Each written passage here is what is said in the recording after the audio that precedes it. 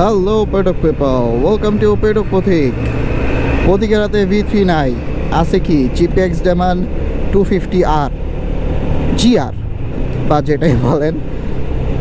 আচ্ছা, তো আজকে আমার কাছে V3 নাই, আমি জিপিএক্স ডেমন 250cc নিয়ে বের হয়েছি। তো এইটা আজকে ছোট করে একটু রিভিউ করব যে বাইকটা কেমন, কি পারফরমেন্স কেমন এবং আউটলুকটা কেমন।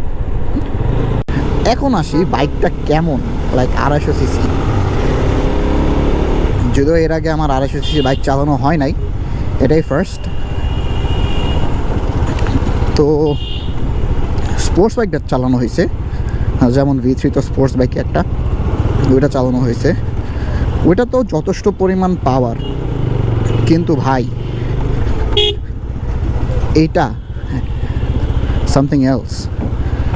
এখন এটা বলবো না যে, যদিও আমি একটা ইয়ামাহা লাভার, ইয়ামাহার প্রতি আমার একটা অন্যরকম দুর্বলতা কাজ করে, কিন্তু আমি জানি না কেন এটা চালানোর পর ভালোই লাগতেছে। মানে ব্যালেন্সিং বলেন, টান বলেন, কথা শোনা তো মাথা নষ্ট।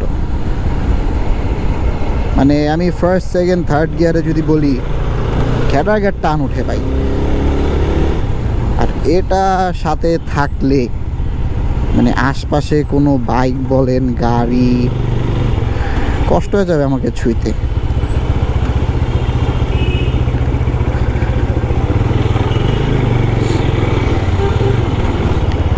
মজা আছে চালায়া অনেক। আচ্ছা, তো এমনিতে টপ স্পিড যদিও চেক করা হয়নি আমার এখন পর্যন্ত, চেক করে অবশ্যই জানাবো।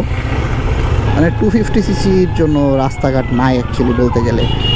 ওই 300 ফিট আর মাওয়া এক্সপ্রেস বা Chittagong road, Mymensingh road, highway ছাড়া। বিকজ হাইওয়ে ছাড়া এসব বাইক লাইক চালায় একদমই মজা পাবো না, মানে পাবোই না, মানে পাওয়ার কোনো চান্সেসই নাই বলতে গেলে। আর এছাড়া ওভারঅল আমি বলবো বাইকটা ভালো, প্রেশার নেওয়ার মতো বাইক। এইসব বাইক নিয়ে like easily Sajek, Bandarban easily tour মারা যাবে, cause they got enough power in them. মানে বিল্ট ইন একটা পাওয়ার আছে না, মানে শিলাজিৎ খাওয়ার পরও এই পাওয়ার আসবো না এই বাইকের ভিতরে যে পাওয়ার আছে।